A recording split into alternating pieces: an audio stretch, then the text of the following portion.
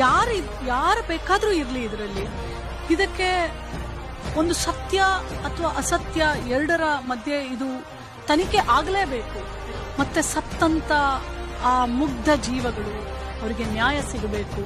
ಹಾಗಾಗಿ ನಾನು ಮಾನ್ಯ ಮುಖ್ಯಮಂತ್ರಿಗಳಿಗೆ, ಕರ್ನಾಟಕ ಸರ್ಕಾರಕ್ಕೆ ಇದಕ್ಕೆ SIT ರಚನೆ ಸಂಬಂಧಪಟ್ಟಂತೆ SIT ರಚಿಸಿ ಸಮಗ್ರ ತನಿಖೆ ನಡೆಸುವಂತೆ ರಾಜ್ಯ ಮಹಿಳಾ ಆಯೋಗ ಸಿಎಂ ಸಿದ್ದರಾಮಯ್ಯನವರಿಗೆ ಆಗ್ರಹಿಸಿದ್ದು ಪತ್ರವನ್ನು ಮಹಿಳಾ ಆಯೋಗವೇ ಸಿಎಂ ಹಾಗೂ ಎಸ್ಪಿಗೆ ಪತ್ರ ಬರೆಯುವ ಮೂಲಕ ಮಹಿಳಾ ಆಯೋಗ ಬರೀ ಸಿಎಂಗೆ ಮಾತ್ರವಲ್ಲ, ದಕ್ಷಿಣ ಕನ್ನಡ ಜಿಲ್ಲೆಯ ಎಸ್ಪಿಗೂ ಪತ್ರ ಬರೆದಿದೆ. 20 ವರ್ಷಗಳಿಂದ ಆಗಿರುವ ಅಸಹಜ ಸಾವಿನ ವಿವರ ಕೊಡುವಂತೆ ಪತ್ರದಲ್ಲಿ ಉಲ್ಲೇಖಿಸಲಾಗಿದೆ. The state women's panel were given to understand is demanding that the SIT poke the matter. ರಾಜ್ಯ ಮಹಿಳಾ ಆಯೋಗ ಆಗ್ರಹವನ್ನು ಮಾಡಿದ್ದು ತನಿಖೆಗೆ SIT ರಚಿಸಲು ಸಿಎಂ ಸಿದ್ದರಾಮಯ್ಯ ಅವರು